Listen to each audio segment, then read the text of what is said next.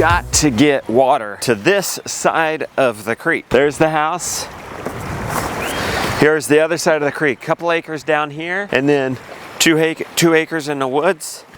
It's too far for the well pump. And look, this got disturbed, so we've been pumping water all night. Well, we should put the auto float valve on here. Where's the auto float valve, guys? They got some hay. We're gonna need to move them by tomorrow. They've hay bombed this area. Lots of manure. Between the spent hay and their manure, it ought to build this topsoil back up fast. I mean, as fast as possible. 2 or 3 years.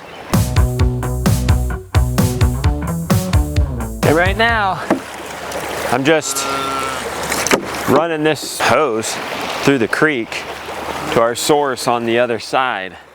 That's not sustainable. Ultimately, we're gonna have gravity-fed water over here. We already have a system. We just have to go and maintain it, get it going again. A water source on top of the mountain over there. This is not sustainable either. Where's my auto shut off? Gideon, can you go get me an auto shut off? We've got to put this auto float valve on there. Water fills up, takes this floater, shuts off the water, so that we don't have to stand here monitoring this hose. I got that going. All right, that's neat, because I can now just walk away and they'll never be out of water, so long as they don't knock that over. First thing we've got to do is assess. We will start at the bottom and work our way up. Wow, okay. This is where our line was coming out. Wow. The boys have cleaned this up nicely. Wow. Wow. Organized our logs for our wood lot. We got a metal pile going, all our totes. Here's our line.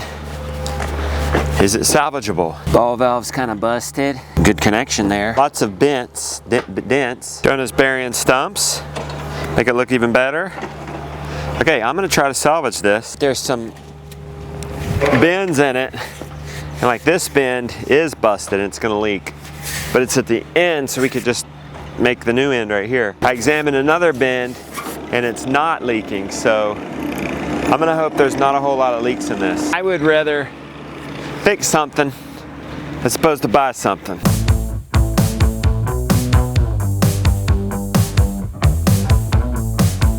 I got that long one out I just pulled out. There's one more medium here. Si's been working up here. Jonah's been working up here. Look at that soil. I've got to go get a walkie-talkie. Mine died, so hang out and watch Jonah for a bit. Jonah did a good job. Just needs to be smoothed out with the track loader. Lily, you want to finish assessing? Whoa. Okay, this tricked me for a second. I thought there's water coming down. And maybe there is a little bit. No. I think we got water here. Something's leaking. Means we have water here. Now we're gonna go up through here and look for any cuts, any leaks, anything disattached, the connections. Okay, see, we got water. So we'll check all the valves.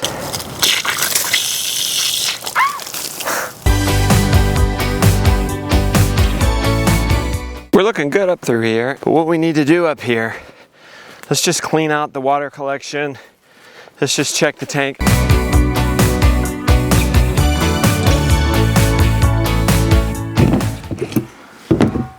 Oh, it's full. This is good. My overflow pipe is in. We were supposed to be bypassing that, but oh well. There's barely any water coming in. We're gonna need to trace this line back up to our, what you call a weir, and see how it's collecting water. It probably needs cleaned out. Okay, we have a good amount of water coming onto that. We could have more. This is dammed up over here. Let's put the dam over there. This has gotten blocked with soot, not soot, silt.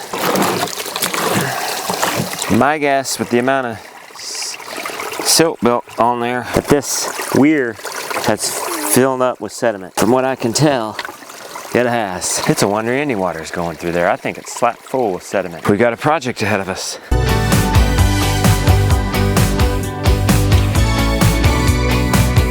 There you are. What? And then I came out and I couldn't see you, so I was worried about you. I wanted to come get this. Oh, we need to get a drill driver, and fix our weir. Fixing our own things now. You know, before, hyper focused on growing our own food, getting our systems in place, you know, building this stuff like Everflow water. It's one thing to come today and repair it and get it going. It's a whole other thing to build it. That takes time and commitment. But now we have time and older boys to start fixing our own stuff. What? We'll just guess. Is this the patch? Yeah. Or is that an old one? That's the patch. Good job, guys. Think that's blowing up? Well, we'll see. I don't Well, want to test explode it, test it. I've seen some crazy videos on the internet. Jonah, that'll be so loud and could blow you in a circle. This is a compact driver, not a drill driver. Is that it? That's the socket drill.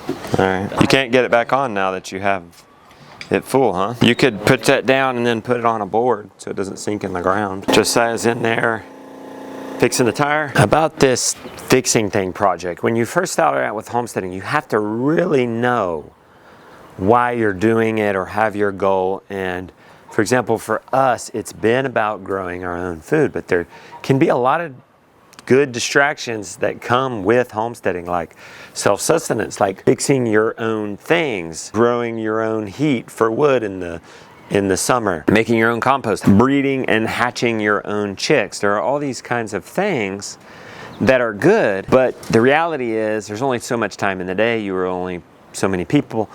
You can't do it all, or you don't, you can't do it all. So for years, we worked hard, and our kids were young, so Rebecca and I were doing more of everything. We had to establish these food growing systems because that was our priority. We cannot buy this quality of food, so we have to grow it ourselves. So we find ourselves in this neat spot now where we've always wanted to, fix our own flats, right? It's not my natural inclination or desire. So that's been a little bit of an extra struggle, but it's neat that we've come to this point of establishing our systems, and at the same time, our children are growing up. Like even today, if I didn't have them, let's be real, I've got to fix this gravity-fed water system, and I'm going to run out of time, and I wouldn't have time to fix this, so I'd need to call Mark, and that's smart. That's smart. That's buying time, because nobody can do the gravity-fed water line. Only I know that system. That's wise. So young people with young kids, hang in there, okay? Hang in there. Keep chugging away. Keep building at the foundations of your farm, and then one day you'll be able to stand on them. Josiah, so proud of you, man. There was a day that I was just having you along, and you're just playing in the woods beside me, and I'm looking for you. And now you're fixing tires while I'm setting up the water. At this point, oh, right?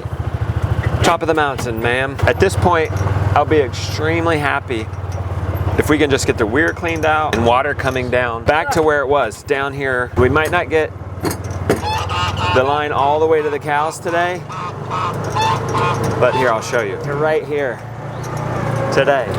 Then all this hose we found today.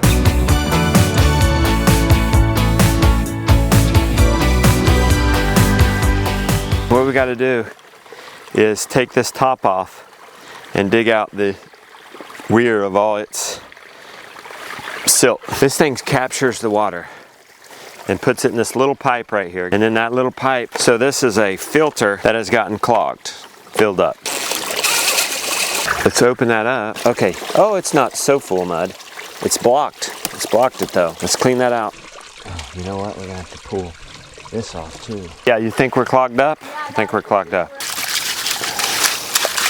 It's only let this little fine, well, we got a 1/2-inch wire mesh, and then we got a fine wire mesh. I already hear the tank running better. And then another 1/2-inch. And that's kept out everything but a really fine silt. And we're getting here just in time because it hasn't reached our outlet. Look at this, look how fine that is. It's a real fine sand.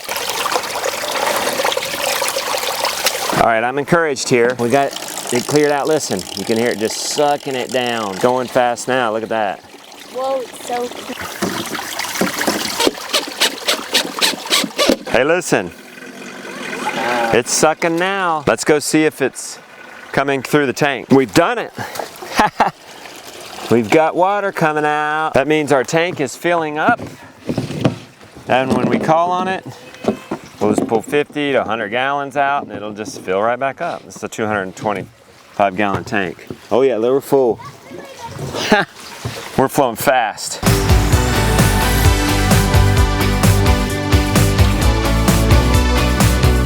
If getting that tank going better is the cake, this is the icing. If we can get this line going back at least to where it was down at the creek.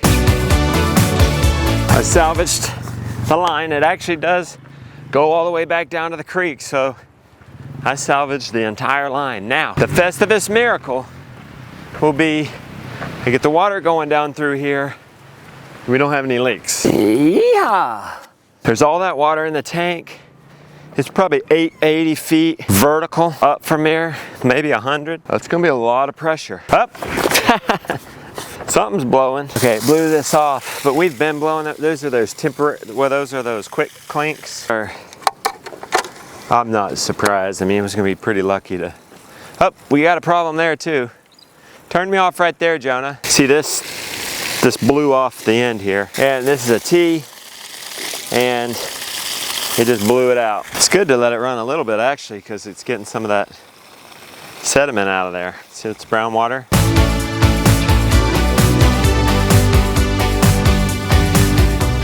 That's a break in one of those kinks. A pretty easy fix. I cut out the leaky part and I put a melt-to-melt adapter in there. Let's see if we're making it all the way to the creek. It's the big test. Oh, I think I see water coming out the end. Mucho agua. Let's just replace it. 100 more feet. We'll be watering the cows and we'll be watering this 2 acres down there. I'm excited. That's gonna need to be tomorrow. We did it. We got our cake and our icing too. Happy day. See y'all tomorrow.